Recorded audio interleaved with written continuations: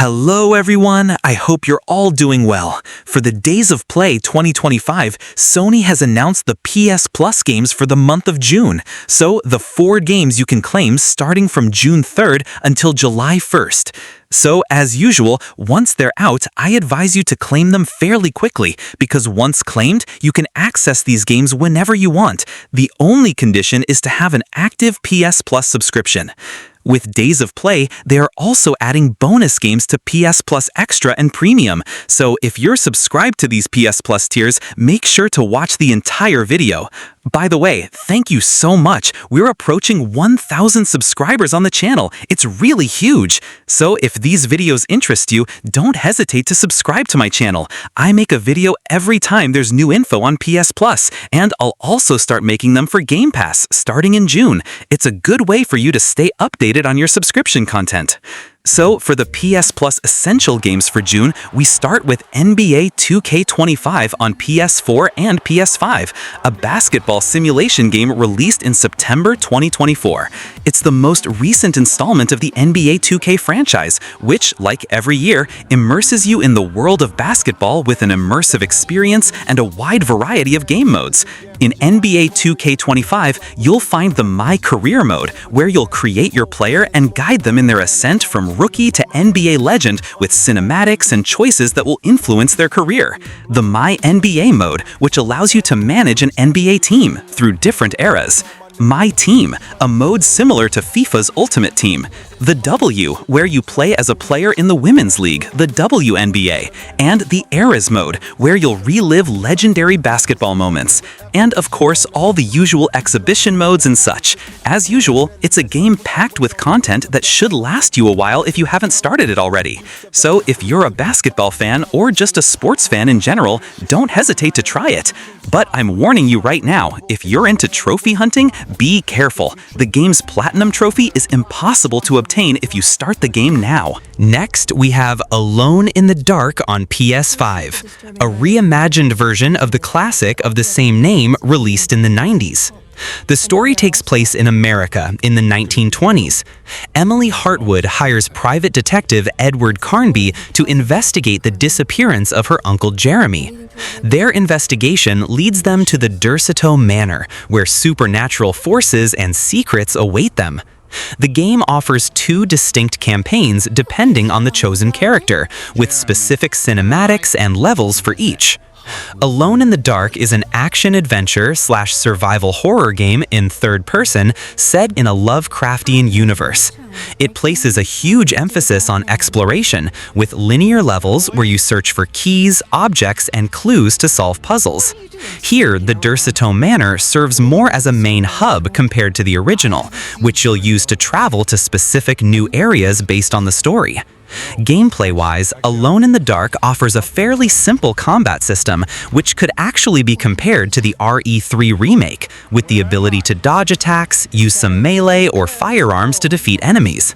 By the way, from what I've seen in Steam reviews, unfortunately it's this element of the game that players dislike.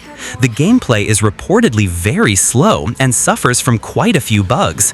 Personally, I haven't played the game, and I don't think I will, so I can't confirm or deny what these reviews say, but I just wanted to mention it in case you wanted to try it.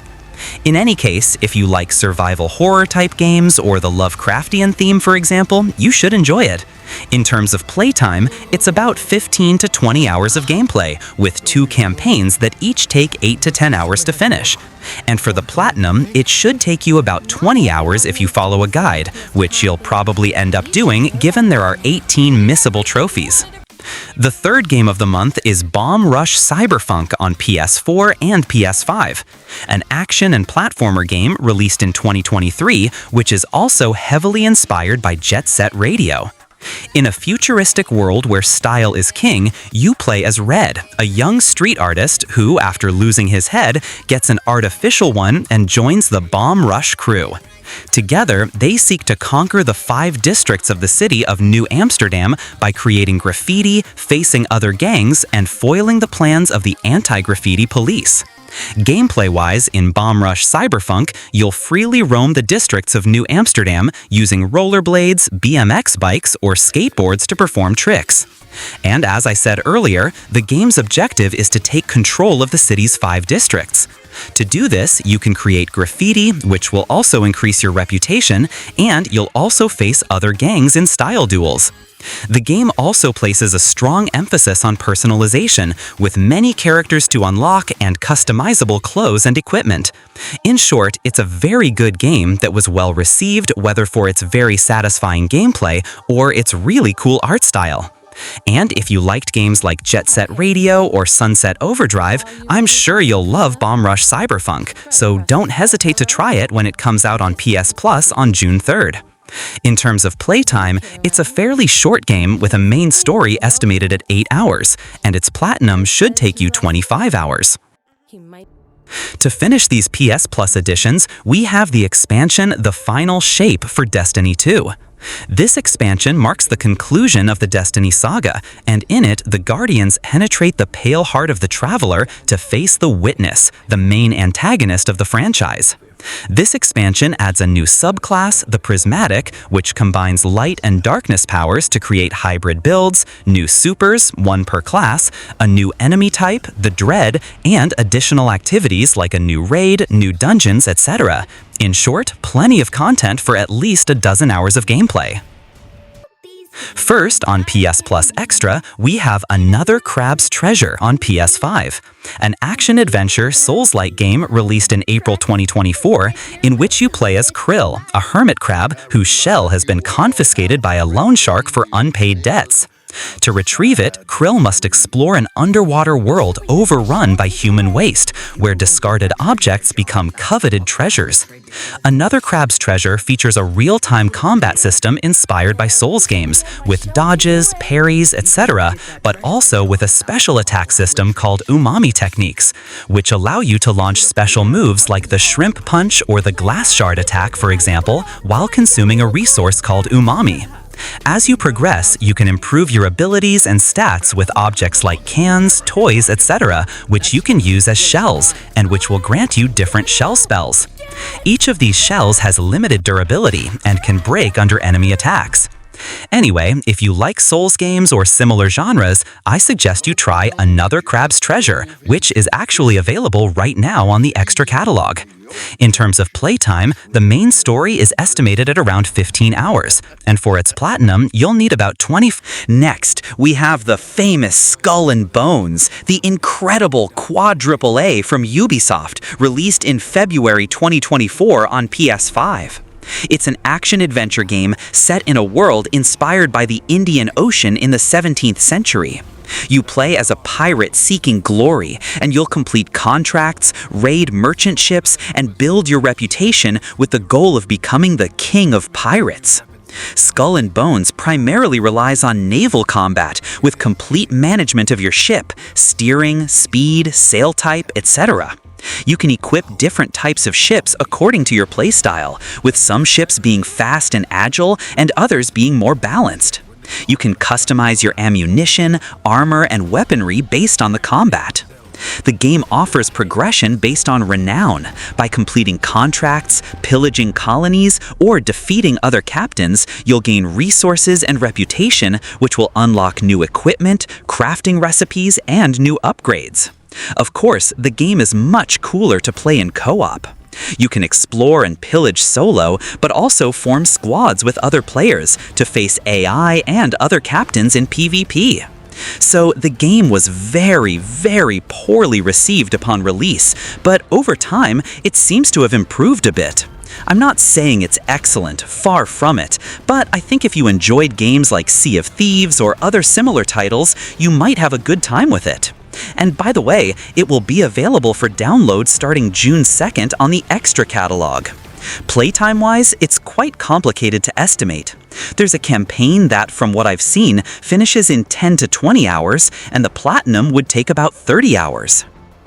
Next, we have the Destiny 2 Heritage Collection, a pack that includes all the game's expansions except the most recent one, The Final Shape.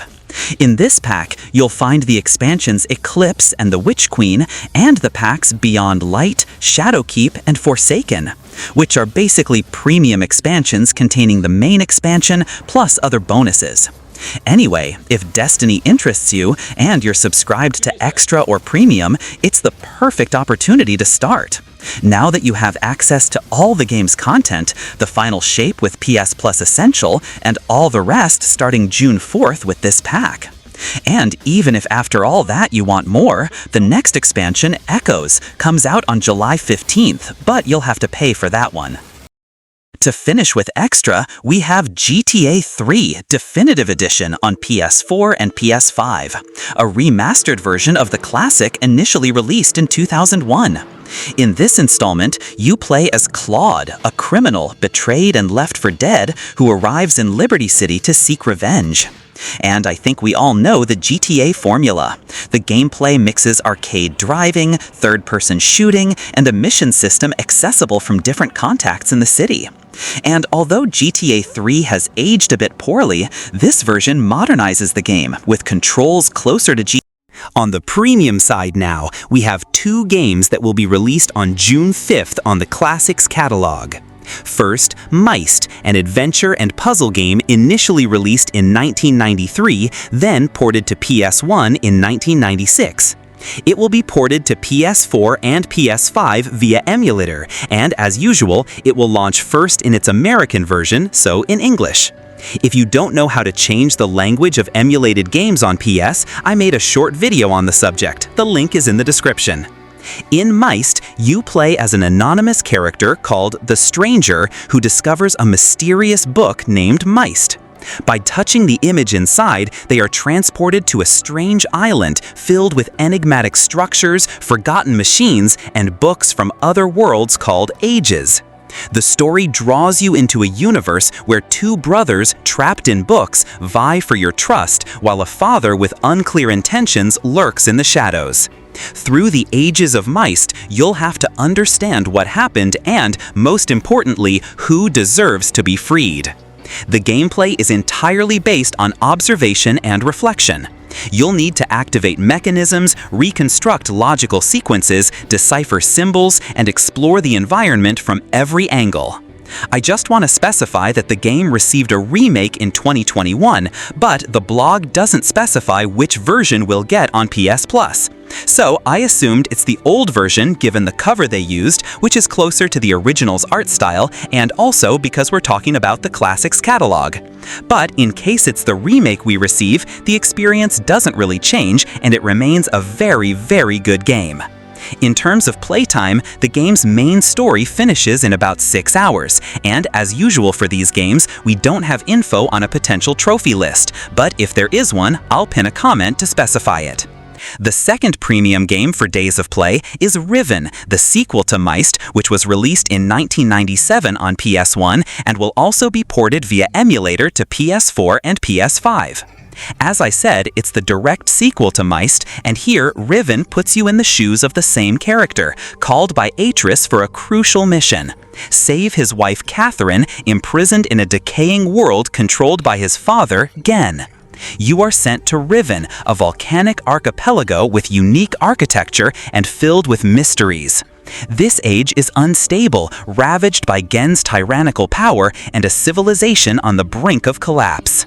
Your mission in Riven will be to explore, understand this complex world, and find a way to free Catherine while preventing Gen from escaping. The gameplay is very similar to Myst, but with more complex puzzles, often interconnected, requiring meticulous observation and good memory. In terms of playtime, this installment lasts about 10 hours, and again, we don't have info on a potential trophy support. In addition to these 2 games, there are also 2 trials that will be released on Premium. A 2-hour trial for Kingdom Come Deliverance 2 on PS5, and another 4-hour trial for Sid Meier's Civilization 7 on PS4 and PS5. So usually I don't talk about trials because it's not really an incredible thing, but since Kingdom Come Deliverance 2 seems poised to be a strong contender for Game of the Year, I imagine many of you want to try it. So there you go. If you're subscribed to Premium, don't hesitate to try the first 2 hours of the game to see if it interests you. That's all for these PS Plus editions. I hope you enjoyed it. While we're at it, I made a video about the games that will be removed from subscriptions in mid-June, so if you haven't seen it yet, the link is in the description. Thanks for watching the video in its entirety. If you liked it, don't hesitate to leave a little like and subscribe. If you don't want to miss notifications for my videos, don't hesitate to join. I wish you a very good day. See you next time!